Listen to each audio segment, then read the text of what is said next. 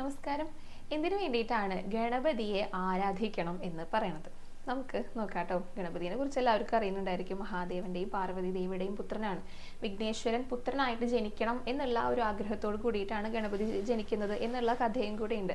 അപ്പൊ ഗണപതി എന്ന് പറഞ്ഞു കഴിഞ്ഞാൽ വിഘ്നേശ്വരൻ, ആ പേരിന്റെ അർത്ഥം തന്നെ എല്ലാ തരത്തിലുള്ള വിഘ്നങ്ങളും മാറ്റിത്തരുന്ന ഭഗവാനാണ്. ഏത് തരത്തിലുള്ള തടസ്സങ്ങളും നമ്മുടെ ജീവിതത്തിൽ നിന്ന് നീക്കിത്തരും. അതിനുവേണ്ടി തന്നെയാണ് ഗണപതിയെ ആരാധിക്കണം എന്ന് പറയുന്നത് കേട്ടോ.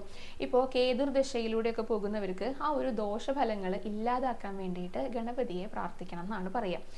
ജാതകത്തില് കേതു അനിഷ്ട സ്ഥാനത്ത് ദോഷസ്ഥാനത്തൊക്കെ നിൽക്കുന്നവരാണെങ്കിലും ഗണപതിയെ പ്രാർത്ഥിച്ചോളൂ എന്ന് പറയാറുണ്ട്. കാരണം അത്രയും നല്ല ഫലം നൽകും, അത്രയും ക്ഷിപ്രപ്രസാദിയും കൂടിയാണ്. എന്ത് ആഗ്രഹങ്ങൾ ഉണ്ടെങ്കിലും പെട്ടെന്ന് അത് സാധിപ്പിച്ചു തരുന്നതാണ് പറയുക. അപ്പൊ നമ്മൾ ഒരു വീട് പുതിയതായിട്ട് താമസം ആരംഭിക്കുക എന്ന് വിചാരിക്കുക. ഏറ്റവും ആദ്യം എന്താ ചെയ്യാം? ഗണപതി ഹോമമാണ് നടത്തുക. ഗണപതിയെ പ്രീതിപ്പെടുത്തിക്കൊണ്ടാണ് തുടങ്ങുക. അങ്ങനെ തന്നെ വേണം ചെയ്യാനായിട്ട്. അപ്പൊ എന്തുണ്ടാകും? ഒരു തടസ്സങ്ങളും ഒരു കാര്യത്തിലും ഉണ്ടാകില്ല. പ്രത്യേകിച്ച് വീട്ടിലാണെങ്കിലും ഗണപതിനൊക്കെ വെച്ച് ആരാധിക്കുന്നവരുണ്ട്. ഇപ്പോൾ പൂജാമുറിയിൽ ഗണപതിയുടെ ഫോട്ടോ വെക്കാം. അതുകൂടാതെ ഗണപതിക്ക് ഏറ്റവും പ്രധാനപ്പെട്ട ഒരു സ്ഥലമാണ് വീടിന്റെ കന്നിമൂല എന്ന് പറയുന്നത്. കന്നിമൂലയിലാണ് ഗണപതിയുടെ സ്ഥാനം. അതുകൊണ്ട് തന്നെ ഒരു വീടിന്റെ കന്നിമൂല എന്ന് പറയുന്നത് ഏറ്റവും വൃത്തിയായിട്ട് സൂക്ഷിക്കേണ്ട ഒരു സ്ഥലമാണ്. ചപ്പുചവറുകൾ കൂട്ടിയിടാതിരിക്കുക, അനാവശ്യമായിട്ട് ഓരോന്നും കൊണ്ടുപോയി വെക്കാതിരിക്കുക, ഒഴിച്ചിടുന്നതാണ് ഏറ്റവും നല്ലത്. വൃത്തിയായിട്ട് സൂക്ഷിക്കുക.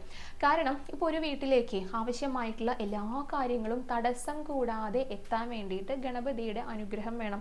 അതായത് ഒന്നിനും തടസ്സങ്ങൾ ഇല്ലാതാക്കലാണല്ലോ ഗണപതി ഭഗവാന്റെ ആ ഒരു ജോലി എന്ന് പറയുന്നത്. അത് സുഗമമായിട്ട് ചെയ്യാനായിട്ട് ഗണപതിയെ പ്രീതിപ്പെടുത്തേണ്ടത് ആവശ്യമാണ്. അപ്പൊ നന്നായിട്ട് പ്രാർത്ഥിക്കുക, ഈ കന്നിമൂലയൊക്കെ വൃത്തിയായിട്ട് സൂക്ഷിക്കാം. പിന്നെ ക്ഷേത്രത്തിലൊക്കെ പോകുന്ന സമയത്ത് ഗണപതിക്ക് ഇഷ്ടമുള്ള വഴിപാടുകളൊക്കെ ചെയ്യാം. അതെന്താന്ന് വെച്ച് കഴിഞ്ഞാൽ അതും എല്ലാവർക്കും അറിയേണ്ട, കറുകമാലയൊക്കെ ചാർത്തുക, അപ്പം, അട, മോദകം ഇങ്ങനെയുള്ള വഴിപാടുകളൊക്കെ നേദിക്കുക. അതേപോലെ തന്നെ നാളികേരം മുടയ്ക്കുക. നാളികേരം മുടക്കൽ വളരെ വിശേഷമാണ് കേട്ടോ. അപ്പോൾ എന്തെങ്കിലും കാര്യങ്ങൾക്ക് നമ്മൾ ആദ്യമായിട്ട് പോകുകയാണ്, ഇപ്പോൾ ഒരു ജോലിക്ക് ആദ്യമായിട്ട് പോകുകയാണ്, അല്ലെങ്കിൽ ഒരു യാത്രയ്ക്ക് പോകുകയാണെങ്കിലും ഒരു നാളികേരം ഉടച്ച് പോയി കഴിഞ്ഞാൽ അത് ശുഭകരമായിരിക്കും എന്നാണ് പറയുക. എന്തിനു വേണ്ടിയിട്ടാണോ പോകുന്നത് ആ ഒരു കാര്യം നന്നായിട്ട് ചെയ്യാനായിട്ട് സാധിക്കും. ഇപ്പോൾ നമ്മൾ എവിടേക്ക് പോകുകയാണെങ്കിലും ഒരു ഗണപതി പൂജയ്ക്ക് കൊടുത്തിട്ട് പോകുക. അപ്പോൾ നമുക്ക് മനസ്സിനൊരു സന്തോഷം. ബാക്കിയെല്ലാം ഗണപതി ഭഗവാൻ നോക്കിക്കോളും.